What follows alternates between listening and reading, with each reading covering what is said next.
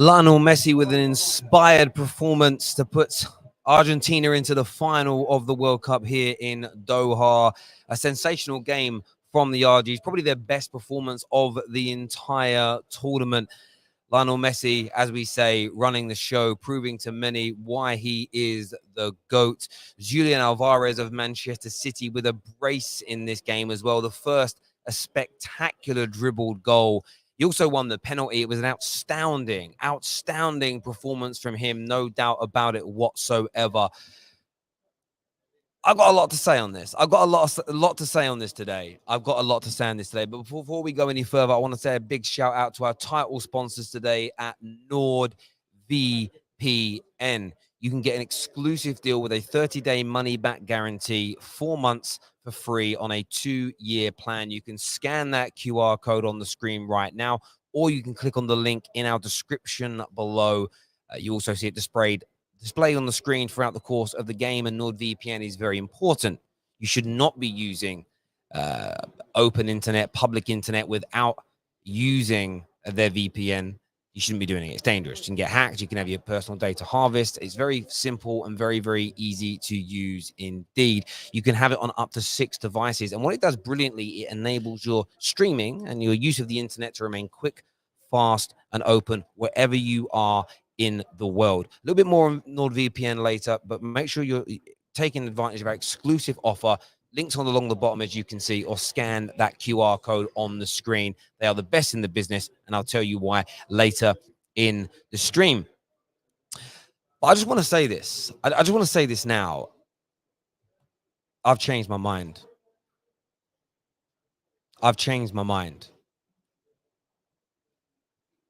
Lionel Messi is the GOAT. Lionel Messi is the GOAT.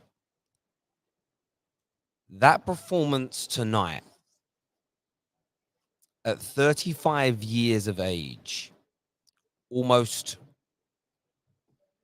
20 years into his career, was nothing short of sensational. 35 years of age. The touch, the control, the skill, spellbinding. He now goes into another World Cup final. And if he lifts it, there is no more debate. If he lifts it, there's nothing else that can be done. And I've been mesmerized by Messi in this tournament. Part of that is to do with his team. As I stated in the opening game, they needed to bring Julian Alvarez in. They had to bring in Enzo. That had to happen. They had to do it. They had to put more youth, more speed around him. It had to come in. As soon as Argentina did that, Messi came back to life because the touch, the pass, the vision didn't dissipate. But the system had to be created around him, which enabled him to not run around as much as he did in his younger years. And this man is timeless with that support. Of course, he scores his penalty, very well taken. I've seen some people state that penalty goals aren't real goals. I've always said that's nonsense, and I'll stand by that statement right now. A goal's a goal is a goal. A goal is a goal is a goal. If Harry Kane scores a penalty the other night, maybe England go on and they're in a semi-final tomorrow against Morocco. He missed. That's it. The second Julian Alvarez goal, the skill. You've got to remember that Messi was up against Guardiola, who is linked with 100 to 150 million pound moves across Europe. All the big teams want him. He's been one of the best centre-backs at this tournament. He turned him inside out, back to front. It was like watching my mum hang out the laundry. He made him look like Titus Bramble at 35 years of age. I will always hold it. I say the best 2 football players I've ever seen play football are Lionel Messi and Cristiano Ronaldo. But tonight, and it's always been close for me, I've never, this nonsense of one is miles clear of the other is a way of speaking about these 2 aliens. that I find massively disrespectful. But tonight, Lionel Messi changed my mind. He is the greatest player of all time. What we just witnessed at a World Cup semi-final is sensational. He now has multiple knockout goals where everybody laughed at him and ridiculed him for not having knockout goals. Scored in every knockout round so far, scored in the group stages, and he has been influential in every single game. Scored an amazing goal in the group stages to put them through when it was looking very sketchy for them. And he's just been the talismanic figure, the captain, the leader that you would want at this point. I would say on paper, this isn't the greatest Argentina side I've ever seen play, but it's the best I've seen Argentina in many a decade. Many a decade. The best they have looked, the most balanced that they have looked. And their manager deserves so much credit because he's made those changes, taking out the Martinez's up front, taking out old man Di Maria, putting in that youth and saying, listen, guys, help Messi. If you help Messi, Messi will help us. And for me, that adaptation, and this is what you've got to understand why Messi's changed my mind. I know how good he's been his whole career, but I am consistent. I am consistent. I am consistent. Always have been, always will be. You won't find a content creator more consistent than me. It's the adaptation. It's how he's changing his role, but still being as effective in different ways. By the way, he's maintaining a mad level of GA, which is important. Anybody that doesn't think GA is important for attackers is defending an average player who passes the eye test. That's it, point blank. Send them my way. If they can beat me in a debate, I'll give them £10,000. No one ever challenges me on it because they know they get ruined. Facts. But Messi has adapted. He's playing differently, but still being as effective. And the greats, the actual greats who go deep into their 30s that are able to do that are the GOATs of football. If you're 35, 36, 37, 38 and still dominating at the highest level, it doesn't matter if somebody 10 years prior had a higher peak than you. Your longevity at the highest level makes you an overall better player because your fitness, your ability to adapt, play multiple positions, gives you a higher footballing IQ, a higher athletic IQ. It doesn't matter if somebody else was on their peak was better than you. If they died out 5 years ago, 6 years ago, 7 years ago, you're better. You're better. It's as simple and as straightforward as that. And Lionel Messi is the GOAT, will remain the GOAT in my eyes. Just sensational. Just sensational. Let's have a look at some of your comments here. Terry, are the Argentina fans the best in terms of atmosphere and guitar? Their singing looks amazing. Listen, the RGs have been great. Croatia were brilliant. The best here in Doha right now is people sporting Morocco. They are the loudest, craziest fans out here. And that's the underdog story. Of course, multiple people from different nationalities and cultures coming together to support them. There are lots of Moroccans here as well. They've been the noisiest. But Argentina fans, I think, I was on a flight over with them. And wow, they've been out of this world. There's no doubt about it. This here says, I'm a fan of both Ronaldo and Messi. However, if Messi wins the World Cup, that's the ultimate tiebreaker between the two. No more debates will be needed. It is the ultimate tiebreaker.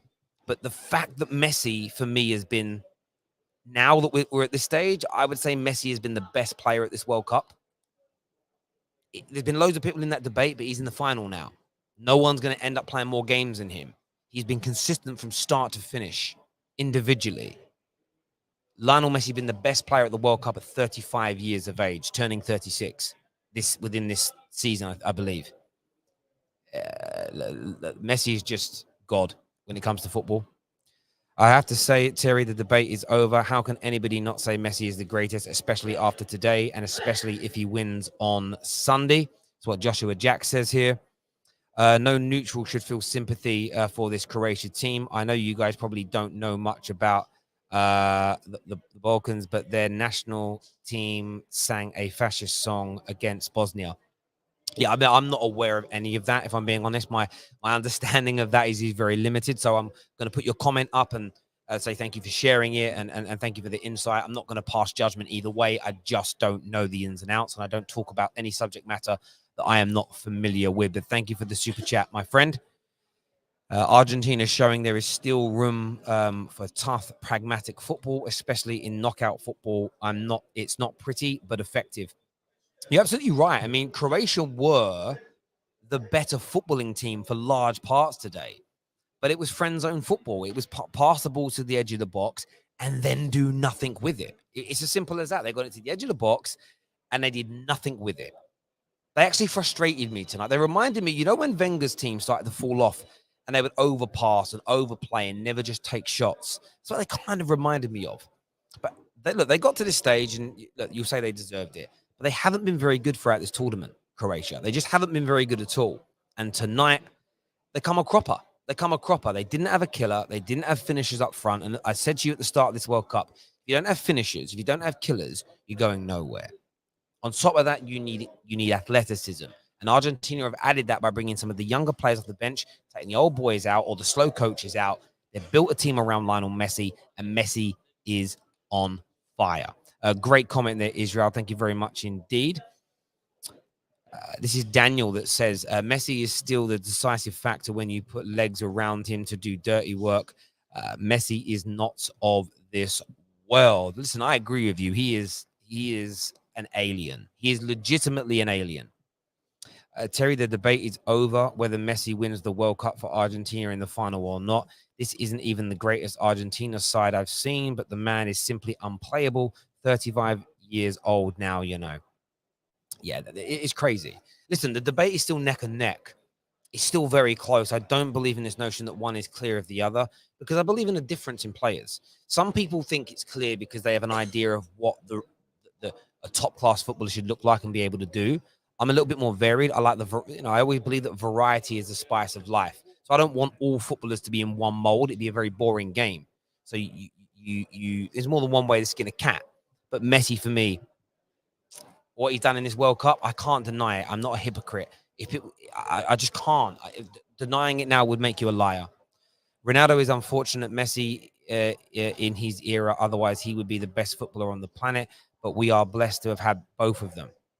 And that's the thing for me. It isn't a debate for me where one has to be slagged off, one has to be ridiculed. But we have been blessed to watch them both play. And I still think there's 2 or 3 years left in Lionel Messi, though. With Ronaldo, I think it is at the end. And it's, remember, he is older as well. He's 2-3 years older.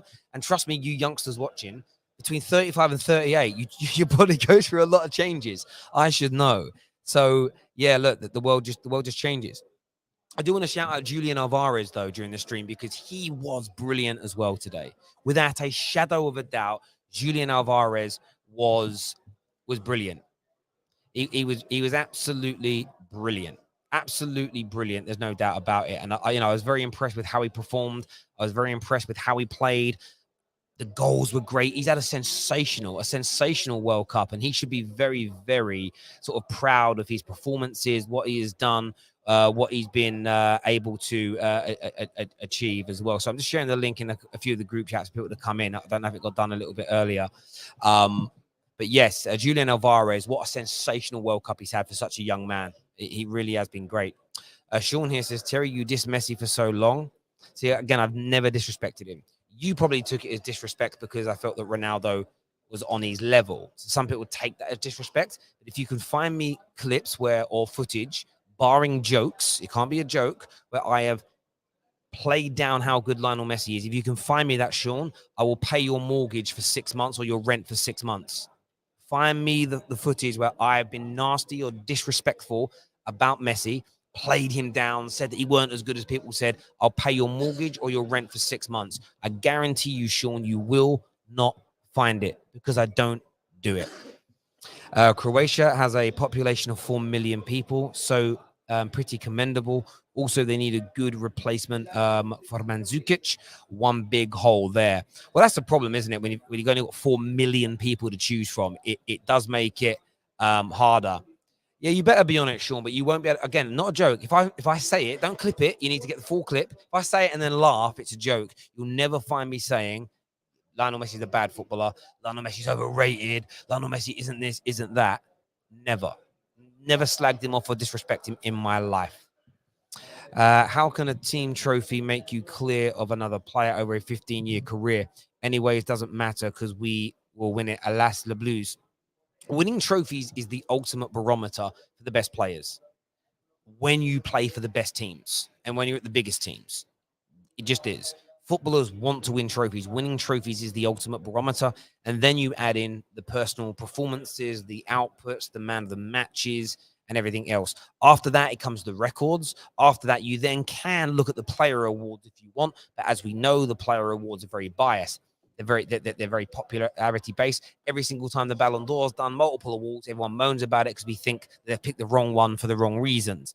But at the same time, we elevate them. So for me, it's trophies, followed by individual outputs and statistics and longevity, followed by the records that you hold, and then you can look at player awards if you indeed think they should be added. But that is my criteria. But winning trophies matters. Winning trophies matters hugely.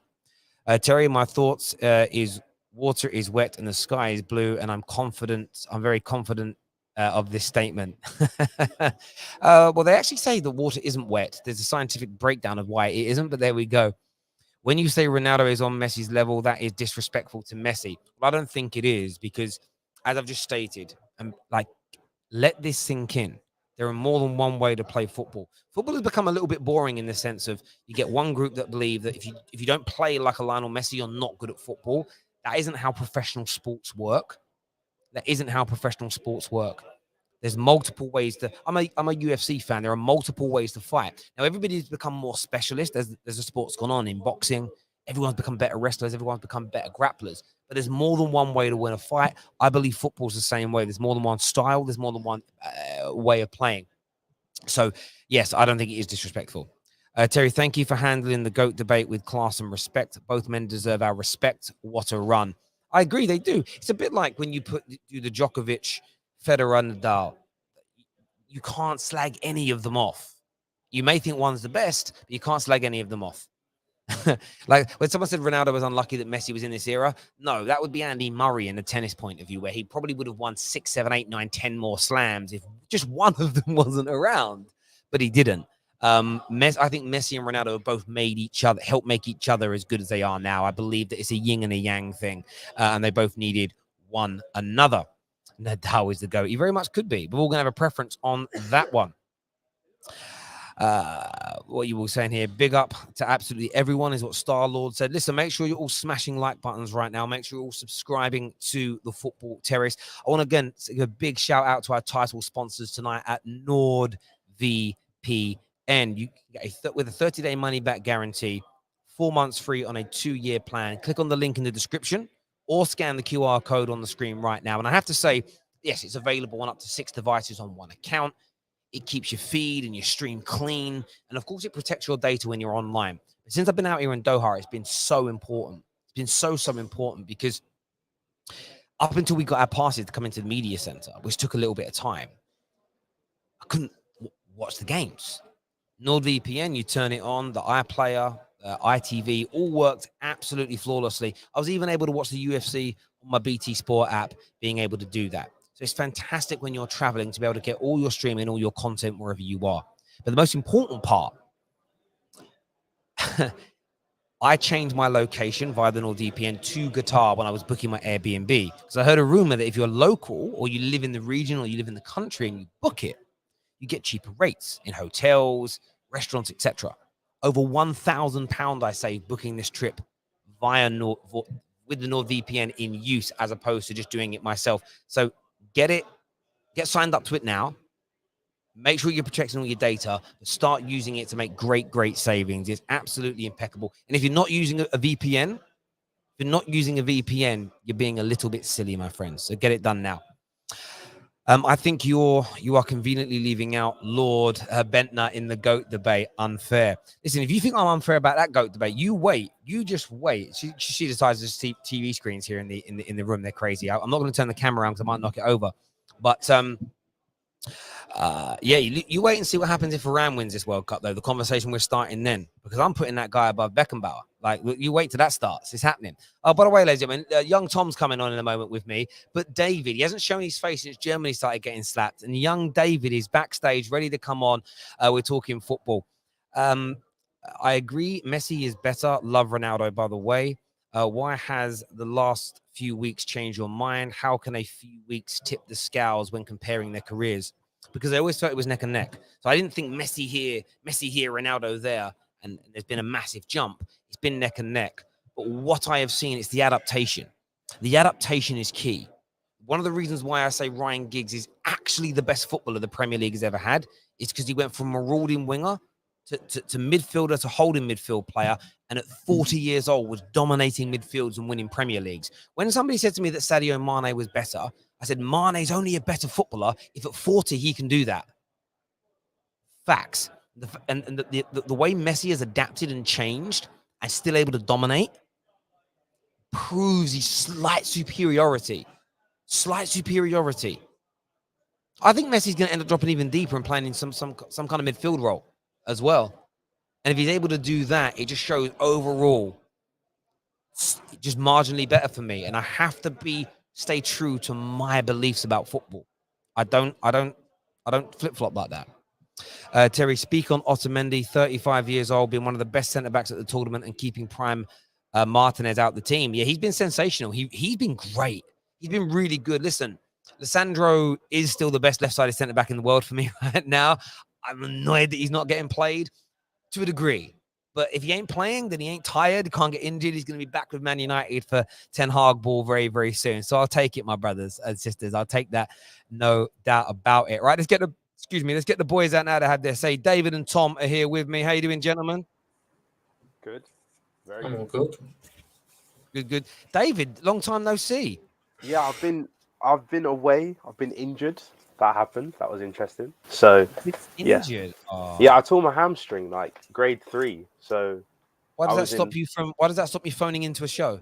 No, because I was literally on crutches, so I was just in bed, and I was like, "There's no way I'm coming on in bed. Like, it's not happening." So I need to ask you, boys, you're regulars on the terrace. What do you think of the levels here at the media center at the World Cup in Doha? What are you saying? What are you saying to me? Mad. There's KJ, by the way. There was KJ. So KJ falls over. KJ falls over everything. KJ's quite clumsy. Today, he dropped his sushi in a big bowl of soy sauce. It went all over the table. It's just what KJ does. Where was my ticket, Terry? That's what I want to know. Where was my ticket? Where was your ticket? Where was my ticket? Where was Tom's ticket? We did have, there was one space left in the apartment, but I know you were busy. But the gents, but we can't go any further without, we've got to talk Messi. What are we saying? It's a pleasure to watch that man. Honestly, absolute pleasure. And I don't think, even now, he's getting all the applause he deserves. He arguably deserves more, but he's getting all applaud at the minute. I don't think he will get the appreciation he deserves until he's long gone. And we see people try and get close to the levels that he puts up. Because there's just nothing like it. There's nothing like it. Pleasure, privilege, and he's got one job. 90 minutes on Sunday. Just get it over the line. I beg you, get it over the line. Because then, far and away it goes. No close second. I mean, David, do you think they're going to do it now Sunday, or will we don't know who's going to be in the final yet, French or Morocco, but do you just think this is one of those football scripts that can't be denied? I had Argentina at the start of the tournament, and after Saudi Arabia's loss, I was there like, they're not going to get knocked out. I wasn't worried. They started winning and winning, and now they've been on this roll. And like, the more I watch them, the more I just think it's destiny. It just is, like, last tournament, last game, probably at a World Cup, unless he plays midfield somehow, and like just goes on and wins the World Cup in his last game, and like shows who I think it will be. I think it will be France. I think it will show Mbappe, like, if you want to come for my crown, you're gonna have to outdo this. That's what I think is gonna happen. I think he's gonna show up like prime Jordan levels, finals. Like, he's gonna drop an absolute masterclass. I can't wait for it. But yeah, no, he is a joke. He's an absolute joke. The way today he made Gvardiol just look like, oh my god, like honestly, he made him look like Jerome Boateng back at Nou Camp. I was getting flashbacks. It was amazing. Like that whole goal was just, and the first goal as well. And he's just, the thing is, like, he doesn't do much, but every time he gets on the ball, everyone suddenly it's just a switch. Like, it's just switch straight away. This is the thing at this age. When I was younger, my dad took me to a kind of testimonial match at White Hart Lane, and Ozzy Ardiles was on the pitch. He obviously had been. This was in the 90s, so Ozzy Ardiles was there, playing another brilliant Argentinian. And there was like Hoddle and Waddle were both on the football pitch, and people don't realize how good they were. And they were kind of, and so there was a mixture of like current players and older players, and they all started doing these madnesses on the ball, these crazy long ball passes, crazy skills. And some of the guys are older, and I'm like, Dad, how are these old guys doing these skills? And my dad just said this to me, and it stuck with me since I was a little boy. You never lose the touch, you never lose the vision, you never actually lose the ability on how to pass per se, as long as you're training a little bit and you're not overly unfit. You even saw Maradona when Maradona was hugely overweight. That guy could still do skills that most current footballers couldn't. All Messi needed this tournament was the younger, fitter, faster players around him to make up for his lack of ability at running with the ball anymore. But what he did, as you say, against Guardiola, that guy is a brilliant defender, but you still, that the naivety shone through there. He got turned inside out and absolutely ripped apart. And yeah, Lionel Messi, for a lot of people, he's just proven what he was. But for me, watching him do this at 35 at this tournament has put him just up another notch, because at 35 to deliver, most players of his age can't do it anymore. It's just another kind of notch on the bedpost, as it were, you know? Mental. I mean, he's only not scored in one game, and it was Poland. Like, even in the big moments for Argentina, he's turned up, which was something that people were trying to hold against him. He went into this tournament with 0 knockout stage goals. He scored in every single round of the knockout stages so far, willing this team on. But it's very important this year that, as you said, he's had that supporting cast. Julian Alvarez has been brilliant this tournament. Called him out to be the breakthrough star right at the start, and he's proven it. This Argentina squad has actually got the quality around Messi, like you said, to make up for. I mean, Gary Neville a couple of days ago was saying that people aren't scared of Messi anymore because all he does is walk around. That's because he's got the players around him now to the point where he can just afford to walk around and wait for his moments. That Argentina midfield, brilliant. That Argentina attack, quality. And they should. France is going to be a tough game if it is France. But I could sit there and say both of them squads are neck and neck in terms of quality over the whole tournament. And it should be a good game. That good game, Messi masterclass, get the trophy, job done. Yeah. Listen, I couldn't agree with you more. There's a comment here from Len that actually says, Terry, I remember you saying after Argentina's first game and the loss, you said that all champions start slow, spot on. I mean, I never thought they could actually get to the final. Yeah, I do remember saying something. I mean, I've covered nearly all the games live, so there's a lot of matches I've kind of spoken about. But I did feel there was an over. Yes, we celebrated the win. There was the "Where's Messi" moment. It's all fun and jokes. But I said at the time, I'm not just going to write them off after one game. All I said they had to do is exactly what Tom has just explained. You bring in the youngsters, you take out some more of the old guys. They just had too many old and or slow players on at the same time, and they couldn't match the running. And your ability in the modern day game, if you're up against a really strong and fit team that have got a decent amount of technical ability, you're going to struggle. And we saw that with Croatia tonight. They just were up against a team that had more quality at times and had a bit more speed. And they couldn't handle that counter-attack, and it did them bad. It really, really did. You mentioned Julian Alvarez. I mean, we haven't seen as much of him in the Premier League, David, as we maybe would have hoped to have done. But again, he's having a sensational tournament. Yeah, as Tom said, just another person around Messi who can do that running that he can't do anymore. And when he had his opportunity, he took it so well. Just like literally the ball, like it was almost a FIFA goal. The ball just kept pinging back to him, but he kept going and going and going. And then the first one to win the penalty. I mean, it is like elite level, like forward play of like, I may not be able to score here, but can I dupe out this goalkeeper and can I win this penalty for my team? Which is with Messi, it's almost not a guarantee, but it's like a 90-95% chance of going in. And yeah, he made one of who I think has been goalkeeper of the tournament, Livakovic. He made him look amateur today. Made Gvardiol, who I think has been the best centre back at the tournament, who I said has been world class, made him look average today. And it's just, they really made Croatia just look like a team that didn't belong in a semi-final. They could hold the ball, and we all know Croatia could hold the ball, but at no point in that game do I feel like any of them went, we're going to lose this. There's no point in that whole game, and that's because you had Messi doing what Messi does best, which is just attracting people towards him, and he had the runners outside of him so they could just give the ball off straight away. Also, another person who I think has gone under the radar a bit, Molina at fullback, he wasn't starting at the start of the tournament.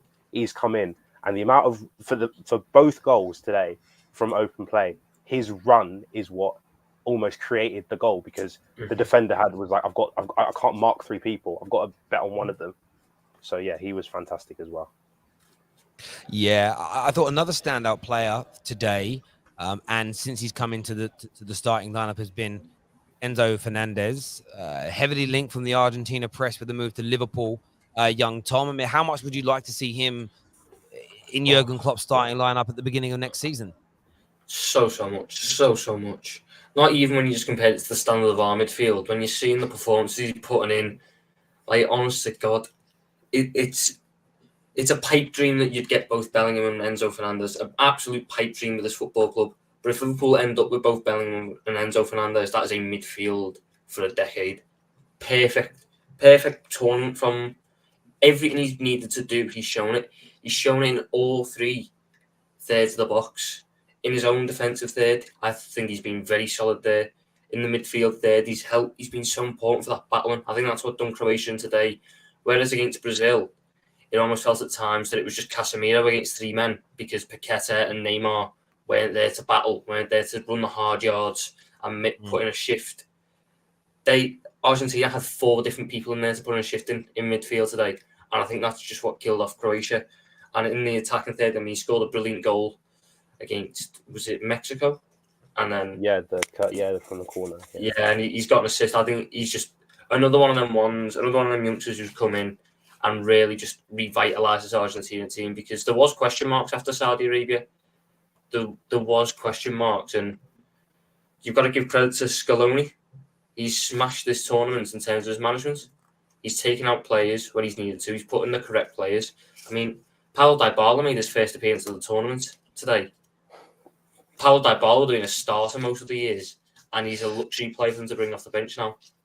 Mate, you're spot on. You're spot on about the management, because I was just looking at the game that started the game against Saudi Arabia, and you think Gomez started that game, Di Maria started it, and Lautaro Martinez. You know, the 3 biggest changes into that team that I think have all been brilliant. Enzo, as I've already mentioned. There's Julian Alvarez that we've already mentioned, and another player whose name just isn't getting spoken about at all, but I thought he was brilliant again today, and that's McAllister. You know, maybe it's because he doesn't sound Argentinian, maybe because he sounds like the older brother of Kevin from Home Alone. I don't know what it is. He's got a younger brother called Kevin as well. He's got a brother called Kevin McAllister. He's got a brother called Kevin. Fantastic. If you've never seen Home Alone, you won't get the reference, but one of probably the greatest Christmas film of my childhood anyway. But he's been great. And that's why, we spoke about Southgate and other managers sticking to their guns. And Santos, for me, one of the reasons I think they lost to Morocco is because he made that change, and then 50 minutes of it not quite working, straight away back to the old plan that equally wasn't working. Sometimes you've got to stick to your guns a little bit and go, give this a little bit more time to marinate, a little bit more time to cook. And he's been absolutely brilliant. And I kind of, listen, as an Englishman, you'd never normally want Argentina to win for multiple reasons, both sporting and otherwise. But there's part of me, one, I would love Sandro to be crowned as a world champion, because it proves he's the best in the world. Even if he's on the bench. I'm being shameless. But I would kind of like it for Lionel Messi. Like, he would then have everything. I'd love to see him have. If Ronaldo can't have it all, then at least one of them. Like, 'cause I'm just not, like, for me, I'm not a fanboy of either. So I don't care which one it is. I just want one of those players in our era to have done it, and I want to have witnessed every single one of them. If he misses out, it's like none of us got to see it. None of us got to see one of these goats win a World Cup, and I just think we need to. Yeah, I know. I do feel sorry for McAllister though, because he's going to have to go from rondos with Messi and Alvarez and all these top class players back to Brighton to do rondos with Solly March with a World Cup medal around his neck.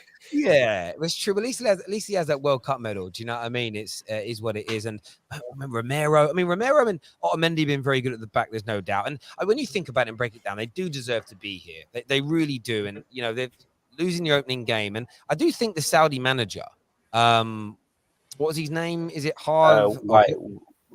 Something Renard.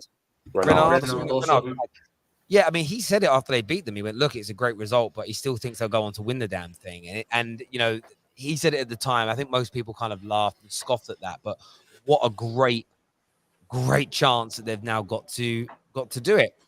Let's have a little look here. Terry, oh, so we already done that one here. Terry, if Messi won the World Cup, does this settle the GOAT debate between him and R7? Yes, no, answer, please. You've already just tuned in. Go back to the beginning and watch what I've said. That's all I'm imploring you to do. Go back to the beginning and watch what I said. Because I stand by it and I mean it. It's true. Do you guys give France or what are you saying, gents? France or Morocco tomorrow? What are you saying, boys? I don't think Morocco have got the juice. I just don't. I said I thought they were going to go out last round, and you know, Santos did a Santos special. I don't think you can beat Spain, Portugal, and France, especially when your whole thing is we're the best defensive team in the tournament. We don't concede goals, and you don't really like. Literally, they just all their hope is Ziyech does a madness and El Nasiri gets on the end. That's all. That's literally their whole plan. Like, there's nothing else. France just, I think, will just have too much and they've got the experience of having already won a World Cup as well. I just think they've got a bit too much for them. But I'd love to see it because easier game for Messi in the final.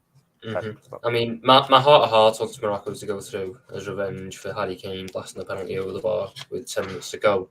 But I just think it's a step too far for Morocco. I just think they've got too many injuries now. The defence that's been so good this tournament, I think they're now without both starting centre backs, and they might even be without the left back. So it's just Hakimi left of that defence and the goalkeeper. I just think it's a step too far. I think Morocco will stay solid. I think it'll be a close game. I don't think it'll be a blitz 3-4-0 like we saw today, but it'll just be a moment of magic from Mbappe, and it'll be enough to get them through.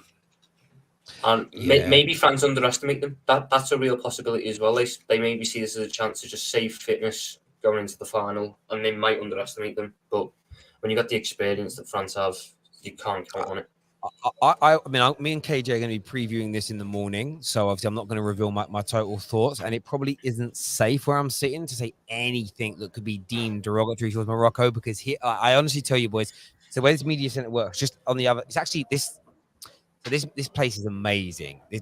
We only got KJ only got his pass yesterday. I did it a few days earlier, so we didn't spend much time here because, as you all know, this was very last minute. We didn't even have plans 2 weeks ago to be here, and it all just kind of happened because of NordVPN and some others. But you could hear after they knocked out Portugal for about 6 hours straight, all around, because this building's in the center. It was just everywhere. I tried to leave to go back to the apartment. And to go 10 minutes down the road, which normally 10 minutes, it took about 35, 40 minutes. So we just had to get out and walk back so we could watch the England game from here and work from here. I was meant to go back to the apartment to do it with KJ. Couldn't do it. Couldn't get back. I've never seen a standstill of cars like that in that way. Maybe I must have seen 3,000-4,000 different people out of their sunroofs, out of there, everywhere. It was a mad. So, yeah, I kind of want Morocco to do it for that reason. I want to experience that again, and it'll be on hyperdrive. Like, I think this would be the best, barring probably Marrakesh is Morocco, right? Yep. Yes. Sure. I don't want to get it wrong. I want to say it is. it is. Or is Casablanca Morocco? I don't know. Casablanca is definitely Morocco. I'll tell you that one. Yeah. Morocco capital. You know, like when you say like a capital of a place, and then you're like, is it really that? Morocco City of Morocco. Yeah, it is. I want to check. Yeah, Marrakesh is cool, right? You know, like when you want to say something and you're like, imagine I get that wrong on the air. It's like Marrakesh could be like an Algerian. You've just said something that's like causing wars. I'm not great with it, but you could, whether it's Casablanca, which is obviously a huge city, whether it's Marrakesh, whether it is any of these places. I think the second best place in the world to be if Morocco win is going to be here. And I want to experience that again. Like the last couple of days, by the way, I can't wait for the content. We went around town and we were doing 50 to 50. So giving £50 for anyone that could do 50 kick-ups. We had to stop very quickly. and we were like, we better change these rules. You've got to use both feet. The level of skill out here from people. You know, I then got dragged into middle and was asked to do it. I'm not going to tell you how many I did. 10 at best. That'll be coming out. Oh, I wish it was 10. That'll be coming out really, really soon. That'll be coming out really, really soon. But yeah, that's going to be an amazing semi-final tomorrow, and because there's an element of it being a final as well for Morocco. I mean, they've already created history by getting this far. So yeah, I'm very excited about seeing that. But then, as you say, a Kylian Mbappe versus Messi final, the master against the apprentice. There is such a storyline there. Equally, there were some journalists that predicted it would be the final based on who owns PSG and where the World Cup's being held. But yeah, nothing like you can't. The thing is, people like to push those notions of that level of conspiracy. How would they ever be able to do that? Really, you just couldn't do it. You couldn't do it, and it is what it is. It is what it is. But there we go. Viewers, any thoughts, any questions for us? Let us know. VK here says Morocco will likely suffer the same type of refereeing all Argentina's opponents have. It's going to be very hard. I did see Gal tweet that, basically stating that all of the they've been given loads of dubious penalties. Have they? I don't remember. I don't. Once a day is not a dubious penalty. Obviously, that's a Stonewall one. That's a Stonewall penalty. Obviously, there was, the ref last game who, to be fair, I don't think he actually got much wrong. He just didn't send Messi off. And, he probably should have been sent off. But, guy literally said in an interview one time, I can't send Messi off. That's my guy. So, I don't know what they were expecting. Yeah, I mean, apart from that one game, I don't think they've had, I wouldn't say they've been favourable. I mean, people said the same thing about England the other day, and it was like, no, those were two absolute Stonewall penalties. So, I think people mistake getting correct decisions as just favoritism. It's a stop. I've seen people during our time, all the pundits saying it wearing a penalty. I'm sitting there, how is it not? Julian Alvarez has flicked it past the goalkeeper and then received a boot to the thigh. What more has he got to do to get the pen? So I didn't see. For me, I kind of looked at that penalty as I better plug my laptop. It's not plugged in.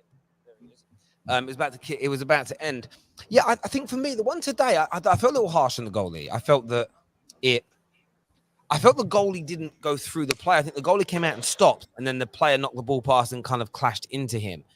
I didn't think it's one of those hard ones where if it was given, I get it.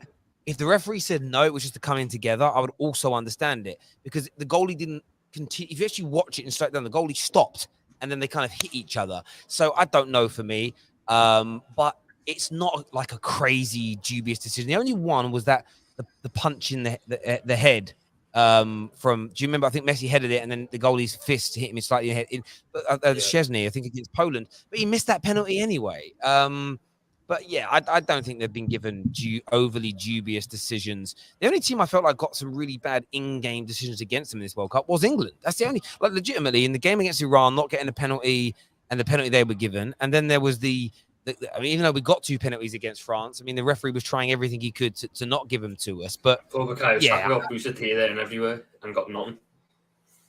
Yeah, I mean, that's all true. A lot of people saying it was a clear pen. Yeah, for me, listen, some will say it's a pen. I thought it was just one of those things. But yeah, it got given. I mean, I'm not going to cry about it. I'm not going to, it kind of is what it is. England are blessed to be knocked out. Messi would clear their plates. Don't know. Maybe he would, maybe he wouldn't. England were good at this World Cup. Barring the USA game, England played some good football. We just, like we always do against the big teams, we bottle it. We've beaten under Gareth Southgate. We've played, I think we've had 20 games against teams in the top 10 across all competitions, and we've only won 4 of them. There's something in that. There's something in it, It's a mentality issue. And then the part that's been getting me today is the sheer levels of defence people are going to defend Harry Kane for missing the penalty. I've been told it's everyone but Harry Kane's fault. Did you see that Twitter thread about the fella who said it's on Mason Mount and Jude Bellingham for not stepping in quick enough to stop the France players from putting him off on the penalty? People being like, oh, he was there for the first penalty. It's like, no, he had 2 of them, so he's got to score both of them. Takes penalty against Lloris every day. Sorry, should have scored both. Still put it on target, bare minimum. Honestly, Put it on put it on. target, bare If you put minimum. it on target and you miss, I don't get too annoyed. But just missing the goal. Nav here says Terry is sucking up to Argentina. I just don't. But everyone knows I don't believe in conspiracy theories, so I'm not going to suddenly start pushing conspiracy theories now just because it kind of suits lots of people's agendas, as it were. But this comment here says Maradona is still the GOAT no matter what happens in the final. If you watched him play, you know. I mean, this is the thing with GOAT conversations. They're always personal preferences. They always have been personal preferences because there isn't a metric that decides it. So yeah, for some people, he'll always be, no doubt about it. Listen, boys, I appreciate you coming on, and all of our viewers. Thank you very, very much for tuning in. But it's very late here. It's like nearly 1 o'clock in the morning. So we're going to head back, and I'll be up early tomorrow, of course, making more content for you all. Please make sure you smash the like button before you leave. That would be wonderful for us if you could. Big shout out to our title sponsors, NordVPN. We very much appreciate you getting us out here. But get yourself signed up right now. Link in the description below. Tom, David, always a pleasure. Take care, everybody. Goodbye. God bless. And we'll see you all again very, very soon. Thank you.